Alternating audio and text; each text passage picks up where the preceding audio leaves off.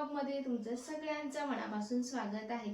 किचनमध्ये तुम्ही जे हे काही सगळं बघता आहे, हे सगळं करण्यासाठी फक्त महागड्या बरण्यांची गरज नाहीये, पण किचनमध्ये आपल्या इतक्या सगळ्या गोष्टी असतात ना, तर कोणत्या गोष्टींसाठी कोणती बरणी यूज करावी, म्हणजे मसाल्यांसाठी स्टील का यूज करावं, पिठासाठी स्टील का यूज करावं, त्याचबरोबर ड्रायफ्रूट्ससाठी तुम्ही काचेच्याच बरण्या यूज का कराव्या, या सगळ्या गोष्टी मी आज तुमच्यासोबत शेअर करणार आहे। तर व्हिडिओला सुरुवात करूया आणि तुमच्यासाठी सगळ्या महत्त्वाच्या गोष्टी आणि त्या का आणि कुठून घ्याव्यात या सगळ्या गोष्टी मी तुमच्यासोबत शेअर करत आहे। तर व्हिडिओ शेवटपर्यंत नक्की बघा।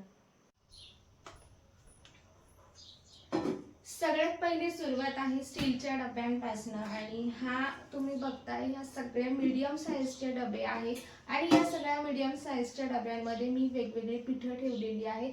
जे तुम्ही माझा किचनचा व्लॉग बघितला असेल, म्हणजे किचन टूरचा व्लॉग दिलाय त्याच्यामध्ये, तर सगळे पिठं मी याच्यामध्ये ठेवते। आता कोणत्याही ऋतूमध्ये हे जे डबे आहे ते क्लीन करणं, व्यवस्थित सुकवणं आणि त्यानंतर त्यामध्ये वस्तू भरलेल्या पीठ जास्तीत जास्त स्टीलच्या डब्यांमध्ये व्यवस्थित राहतं। सो त्याच्यामुळे मी तरी पिठासाठी हेच, कारण की आपलं पीठ काही थोडंसं राहत नाही, कमीत कमी 1 ते 2 किलो आपण दळताना दळून आणतो। सो याच्यामध्ये ना ते पीठ बरोबर बसतं आणि त्याच्यामुळे मी हेच डबे ठेवते। छोट्या आणि बरोबर साईजसाठी हे डबे एकदम परफेक्ट आहे। सो ट्रॉली असेल तुमच्याकडे, मस्त किचन कॅबिनेट्स केलेले असतील वरती, त्याच्यातही हे व्यवस्थित राहतात। त्यामुळे हे कोणत्या पिठं व्यवस्थित राहण्यासाठी आणि मेन म्हणजे डबा क्लीन करून त्यात पीठ भरण्यासाठी ना हे डबे अगदी परफेक्ट आहेत पिठांसाठी। सो चला तुमच्यासोबत आता माझा हा आहे बेसन पिठाचा डब्बा आणि तुम्हाला मी बाकीचे तर दाखवतेच, पण आता सध्या माझं बेसन पीठ संपलेलं आहे आणि गेल्या 15-20 दिवसापूर्वीच किचन क्लीन केले, त्यामुळे डबे मी व्यवस्थित घासून स्वच्छ असे भरून ठेवले होते। आणि आता याच्यामध्ये हे पीठ तुम्ही हवं असेल तर चाळून देखील हे पीठ घालू शकता।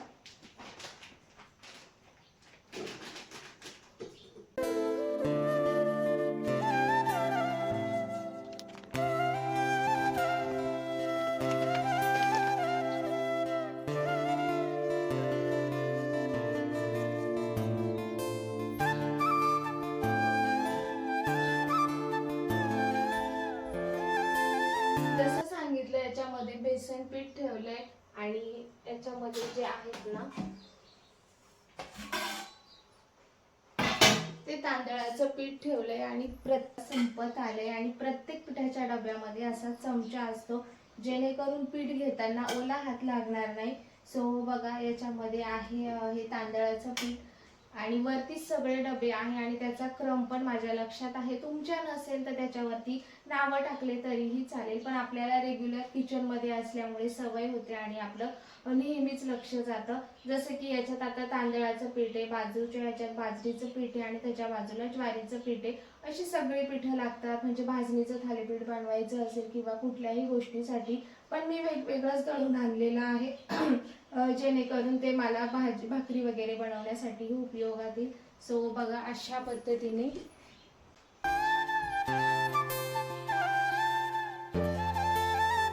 तर या आहे माझ्याकडे प्लास्टिकच्या बरण्या आणि याचं प्लास्टिक हे खूप चांगल्या याचं आहे, ज्याच्यामुळे मी प्लास्टिकच्या बरण्या या फक्त डाळींसाठी वापरत आहे। कारण की डाळी आपल्याला प्रत्येक वेळेस कोणत्या डब्यात कुठली डाळ वगैरे बघण्यापेक्षा तर इथे ट्रान्सपरंट आहे आणि त्यामुळे ते आपल्याला इझिली दिसतं आणि त्याचं प्लास्टिक आहे ना ते चांगल्या क्वालिटीचं आहे, खूप जास्त पातळ असलेलं प्लास्टिक नाहीये। गेली मी 2 वर्षापासून या बरण्या वापरते आणि त्याचं जे झाकण आहे ते आतून जरी प्लास्टिक असलं वरतून असं स्टील मध्ये आहे। सो खूप चांगल्या पद्धतीचे आहे आणि जसं तुमच्या सोबत मी सांगितलं की मी बरण्या व्यवस्थित स्वच्छ घासून ठेवलेल्या होत्या आणि सगळ्यात आधी ना जे आपलं जुनं जे डाळी वगैरे आहे कमी कण त्या आधी वापरल्या आणि त्यानंतर नवीन डाळी आहे त्या आता मी भरणार आहे। सो डाळींसाठी असो तर ही खरंच या खूप चांगल्या बरण्या आहे। स्टील पण तुम्ही वापरू शकता। आता ह्या सगळ्या ज्या बरण्या आहेत ना तर बघा स्वच्छ घासून उन्हामध्ये मस्त अशा सुकवून ठेवलेले आहे, पण पुन्हा ज्यावेळेस मी भरते ना त्यावेळेस पुन्हा त्या स्वच्छ कपड्याने पुसून घेते, कारण की आधीच्या डाळींमधला थोडासा कचरा वगैरे किंवा एखादी डाळीला कीड वगैरे लागलेली असेल तर ती त्याच्यामध्ये असू शकते. त्यामुळे पूर्ण असं क्लीन आपली बरणी आहे ना ती इथे मी करून घेतलेली आहे. तर सगळ्यात महत्त्वाचं, तुम्ही म्हणाल की तुमच्याकडे इतक्या सगळ्या वेगवेगळ्या प्रकारच्या बरण्या आहेत, तर कुठलीही गोष्ट ही ॲट अ टाईम मी कधीच घेतलेली नाही आहे. म्हणजे कधी वर्षाने, कधी 6 वर्षाने, असं एक एक गोष्ट करत मी बरण्या घेतलेल्या आहे. आता पुढे काही मी काचेच्या पण बरण्या तुमच्यासोबत शेअर करणार आहे. तर त्या मी आत्ता जस्ट सुरुवात केली. यावेळेस मी 4 घेतल्या, नेक्स्ट टाईम मी 4 घेणार. 750 ग्रॅम डाळी याच्यामध्ये बसतात आणि ज्या 1 महिन्यासाठी इनफ आहे. 1 महिनाभर तरी आपल्याला मग हे उरलेलं जे आहे त्याची गरज पडत नाही. पण शक्यतो मी काय करते, इतकंच उरलेलं आहे ना तर हे मी आधी संपवते आणि त्यानंतरच बरणीला हात लावते, जेणेकरून हे उरलेलं पण बरणीत शोधायची गरज पडत नाही. आणि या बरण्या मी अशाच मग तिथे ठेवते. सो चला, आपण अनेकदा अशा चुका करतो की मोठ्या बरण्या असतात आणि त्या आपण अर्ध्याच भरतो. त्यामुळे जितकं आता 1 किलो जर डाळ आणलेली असेल तर 1 किलोचीच बरणी असायला हवी, किंवा तुम्ही बघू शकता 750 ग्राम अशा बरण्या वापरल्या ना बरणीचा योग्य वापर होतो आणि उगाच मोठ्या बरण्या किंवा डबे अडकून पडत नाही. सगळ्यात महत्त्वाचं तितकंच असल्यामुळे आपल्याला वस्तू संपते आणि ती एक्सपायर होते की नाही, कारण की एका बरणीमध्ये 750 ग्रॅम म्हणजे एका महिन्यासाठीचं डाळ पुरेशी असते. आणि जर मोठी बरणी भरली की ती अर्धी असते, आपण पुन्हा नव्याने त्याच्यात टाकतो आणि त्यामुळे ड्रायफ्रूटसाठी मी इथे ठेवते हे सेक्शन, कारण की ते पटकन हातात पण जातं, लक्ष जातं आणि त्यामुळे ते खाणं पण इझी होतं. तर ड्रायफ्रूटसाठी काचेच्याच बरण्या काय यूज करायच्या तेही मी तुम्हाला सांगणार आहे. बरेच जण म्हणतात का आता फुटतात घेताना वगैरे, पण काचेची बरणी ही अशी गोष्ट आहे की ती ड्रायफ्रुट्सला जर एकदा वास लागला ना कुठल्याही गोष्टीचा, ते पुन्हा आपल्याला खाता येत नाही, किंवा त्याचा जो क्रंचीनेस असतो ना तो जो आहे तो काचेच्या बरणीमध्ये टिकून राहतो. एकतर ती बरणी जी आहे ती एअरटाईट असते, जेणेकरून ज्या या बरण्यांमध्ये ना व्यवस्थित असे का ड्रायफ्रुट्स वगैरे राहू शकतात.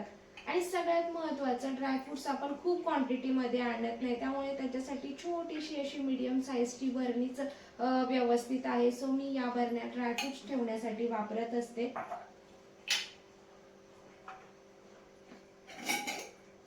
सध्या या 2 रिकाम्या आहेत आणि याच्यामध्ये जो तुम्ही बघितलं मागे मी मुखवास बनवला होता, सो तो ठेवलेला आहे.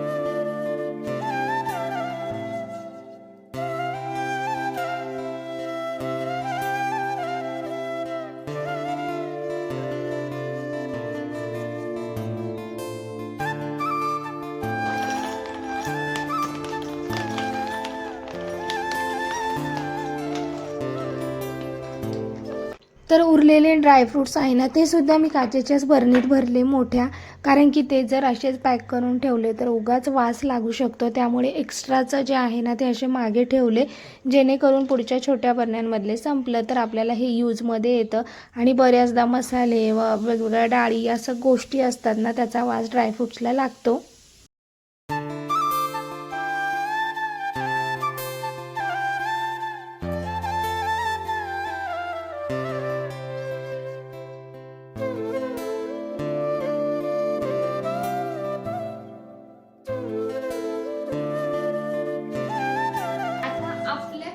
सगळ्यात महत्त्वाची गोष्ट आणि थोडीशी महागडी देखील, की सगळ्यात महत्त्वाची अशी की मसाले कशात ठेवायचे, काचेच्या बरणीमध्ये, प्लास्टिकमध्ये की कशामध्ये. सो हाच आता पुढचा टॉपिक आहे आपला. तर सगळ्यात महत्त्वाचं, जास्त क्वांटिटीमध्ये मसाले, हळद, मिरची जे काही असेल ते तुम्ही काचेच्या डब्यात ठेवा. इवन आपल्याकडे मोठ्या काचेच्या बरण्या पण आता मिळायला लागल्या, ज्याच्यामध्ये आपण वर्षभरासाठीचा मसाला, मिरची, हळद या सगळ्या ठेवतो. आणि तुमचा जर मसाला त्याहीपेक्षा जास्त असेल तर तो तुम्ही प्लास्टिकच्या पिशवीमध्ये म्हणजे पार्टमध्ये तो डिवाइड करून, म्हणजे वेगवेगळ्या पॅकेजमध्ये करून आणि तसे पॅकेज तुम्ही ठेवू शकता, जेणेकरून काढताना आपल्याला एकच जे आहे ना ते पॅकेट काढता येईल. जास्त जसं तुम्हाला बोलले जास्त क्वांटिटीमध्ये ठेवू शकतात आणि थोड्या थोड्या पार्टमध्ये ते वापरू शकतात. त्याचबरोबर आपल्याला असं असतं ना की प्रत्येक वेळेस छोट्या डब्यात मसाल्याचा डबा असतो आणि त्यामध्ये आपल्याला लागत असतं आणि म्हणून काय करायचं, महिनाभरासाठी पुरेल असं छोट्या क्वांटिटीमध्ये काढून घ्यायचं. जे मी काचेच्या बरण्यांमध्ये हळद आहे, माझा मसाला आहे, हे सगळं मी अशा पद्धतीने काढून घेतलेलं आहे. पण रोजच्या वापरामध्ये आपल्याकडे अशा पद्धतीचा मसाल्याचा डब्बा असतो आणि मी तो स्टीलचाच प्रेफर करते, कारण की स्टीलच्या डब्यांमध्ये एकतर आपल्याला सगळ्या गोष्टी अशा व्यवस्थित मिळतात आणि त्याचबरोबर ना व्यवस्थित मिळतात. जसं आधी सांगितलं, स्टील ही गोष्ट अशी आहे की जी आपल्याला कुठलाही प्रकारचा त्याच्यापासून नुकसान नाहीये. सगळ्यात महत्वाचं, ती खूप दिवस टिकणारी आहे. आपण कुठल्याही प्रकारच्या वेगवेगळे काचेचे वगैरे प्रत्येक वेळेस नाही घेऊ शकत. सो स्टीलचा डब्बा हा मी तरी म्हणेल की मसाल्यासाठी स्टीलचाच डब्बा असायला हवा. सो आता थोड्या छोट्या क्वांटिटीमध्ये या गोष्टी मी इथे काढून घेते आणि त्याच्यासाठी मी नेहमी चमचा वापरते आणि हा अशा बरणीमध्येच असतो, जेणेकरून प्रत्येक वेळेस आपल्याला उगाचच इथे हात लागायला नको, ओला वगैरे, त्यासाठी. सो अशा पद्धतीच्या या 2 बरण्या आहे. एक्स्ट्राचे जे खडे मसाले आहे, जिरं मोहरी आहे, जे सुकं आहे, ते मी अशा पद्धतीने याच्यामध्ये ठेवत असते, जेणेकरून. आणि हे पण चांगल्याच याचं प्लास्टिक आहे आणि त्यामध्ये अशा पद्धतीच्या माझ्याकडे तुम्ही बघू शकता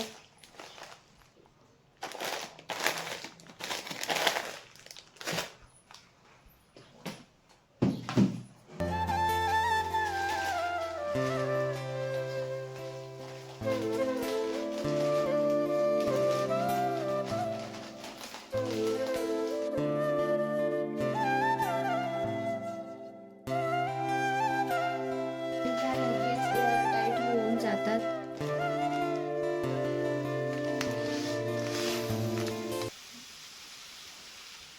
हा असा मसाल्याचा भरलेला डब्बा कोणाला बघायला आवडत नाही, सगळ्यांनाच आवडतो आणि अशा पद्धतीने ठेवलं की जेवण बनवणंही सोपं जातं. खडे मसाले मी लाकडी अशा याच्यामध्ये मसाला बॉक्समध्ये ठेवते आणि हा मिशोवरनंच ऑर्डर केला आहे. इतक्या मस्त पद्धतीने ना आपल्याला बऱ्याचदा पुलाव, बिर्याणी हे सगळ्या गोष्टी करताना खडे मसाले लागतात आणि त्यावेळेस मग प्रत्येक वेगवेगळ्या पॅकेटमधनं काढण्यापेक्षा अशा पद्धतीने ते छान पद्धतीने व्यवस्थित ऑर्गनाइजही होतात. अशा पद्धतीने हे मस्त असं हँडी आहे, जे की मी इथे अशा पद्धतीने ठेवलंय. आता याची सगळ्यात महत्त्वाची गोष्ट अशी की या गोष्टी मला इथे, जसं की चहा साखर आहे, मसाला आहे, खडे मसाले आहे आणि या सगळ्या गोष्टी मला डेली लागतात, जेणेकरून ते इथे आपल्या हाताशी पडेल असं ठेवलंय. आणि इकडे ड्रायफ्रुट्स वगैरे जे कधीतरी लागतात, सो ते वरती ठेवलेत अशा पद्धतीने. तर किचनमध्ये ना ऑर्गनायझेशन करताना आपल्याला ज्या काही जागा आहे, ज्या आपल्याला कुठल्या गोष्टी आपण रोज यूज करतो त्या जवळ ठेवल्या आणि ज्या आपल्याला कधीतरी लागतात, सो अशा त्या गोष्टी वरती ठेवल्या. या गोष्टींमुळे ना किचन आपलं सुटसुटीत दिसतं, सगळ्याच गोष्टींचा पसारा एका ठिकाणी येत नाही. सो ही एक छोटीशी किचन टिप्स आहे, जी तुम्हालाही म्हणजे तुमच्याही घरात तुम्हीही करतच असाल. सो चला, तुम्ही हे म्हणत असाल तर हे पण मला खूप जास्त हँडी आहे आणि या ठिकाणी तुम्ही बघू शकतात मिक्स हर्ब्स आहे, जे की आपल्याला पिझ्झा वगैरे त्याच्यासाठी लागतात. त्यानंतर इथे पेरी पेरी मसाला आहे, इथे चाट मसाला आहे, आमचूर पावडर आहे, जी आमचूर पावडर आहे, या ठिकाणी चिया सीड्स आहे. सो अशा सगळ्या या बरण्या ज्या आहेत ना, त्या इथे छान अशा हँडी राहू. तर या ठिकाणी या ज्या बरण्या आहेत ना, या पण मिशोवरनंच मागवलेल्या आहे. ऑइलच्या बॉटलसोबत आल्या होत्या, याची लिंक पण मी डिस्क्रिप्शनमध्ये नक्की देते. या बॉटलचा खरा उपयोग यामध्ये चाट मसाला किंवा आपल्याकडे पिझ्झाचं असतं ते मसाला आहे, पेरी पेरी मसाला, ह्या सगळ्या गोष्टी स्प्रिंकल करणाऱ्या गोष्टी छान अशा यूज होतात.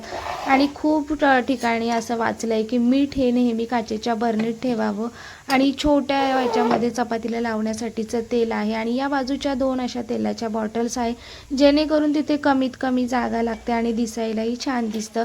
अशा पद्धतीचं माझं चमचा चाकू वगैरे ठेवण्याचं आहे. असं वाटतं की आपल्या घरात छान अशा काचेच्या बरण्या असाव्या, छान क्रॉकरी युनिट असावं. आता माझं जर तुम्ही बघितलं तर किचन ट्रॉलीज वगैरे नाहीये, पण मला वाटतं की असाव्या.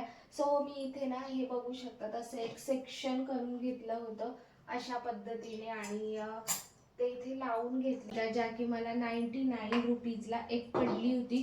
सो तुम्ही बघू शकता. तशा मी 4 बरण्या घेतल्या, पण ते जे मी शेल्फ केलेलं मागवलं होतं, सो त्याच्यामध्ये या 3 बरण्या मिळतात. आणि मुलांचा खाऊ भरण्यासाठी मी या बरण्या वापरते. आता काचेच्याच बरण्या खाऊ भरण्यासाठी का वापरायच्या? सगळ्यात महत्त्वाचं, सगळ्यात आधी सांगितलं तसं, काचेच्या बरण्या एकदा वॉश केल्यानंतर त्याला कुठल्याही पद्धतीचा वास राहत नाही, त्यामुळे खाऊ भरण्यासाठी अगदी योग्य आहे. त्याच्यानंतर मुलांसाठी आपण चिवडा आहे, मखाना आहे, अशा काही गोष्टी बनवतो ज्या याच्यामध्ये जशाच्या तशाच राहतात. वातावरण बदलतंय, पाऊस आहे, त्यामुळे त्याला सादळ येत नाही. आणि सगळ्यात महत्त्वाचं म्हणजे या ट्रान्सपरंट आहे, जेणेकरून त्या मुलांना दिसतील आणि ते मागतील तरी खाण्यासाठी. आपण स्टीलच्या डब्यांमध्ये ठेवलं किंवा दुसऱ्या डब्यांमध्ये असं भरून ठेवलं ना, तर ते दिसत नाही आणि ते आपणही विसरतो कामाच्या गडबडीत आणि मुलंही खाण्याचं विसरतात. सो त्याच्यामुळेच मी घेतलेल्या आहे. धुवून स्वच्छ करून मी सुकवून ठेवल्या होत्या. सो चला, आता काचेच्या बरण्यांमध्ये खाऊ का भरायचा हेही तुम्हाला मी सांगितलं.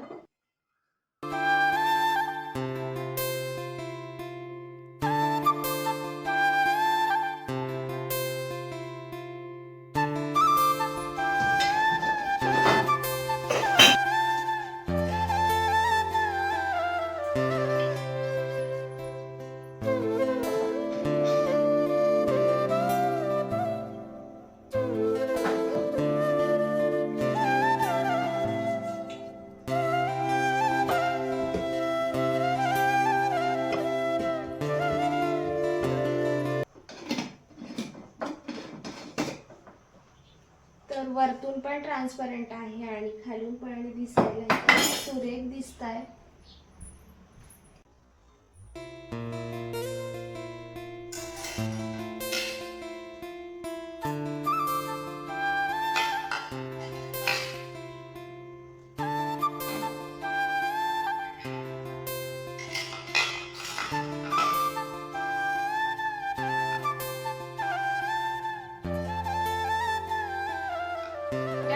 गोष्टी आणि बऱ्याच साऱ्या टिप्स ज्या की मी स्वतः फॉलो करते आणि त्यामुळे मग तुमच्यासोबतही मी त्या शेअर केलेल्या आहेत. तर तुम्हाला हा व्हिडिओ कसा वाटला नक्की कमेंट करून सांगा आणि व्हिडिओमध्ये तुम्हाला सगळ्यात जास्त काय आवडलं हेही तुम्ही नक्की मला कमेंट करून सांगा.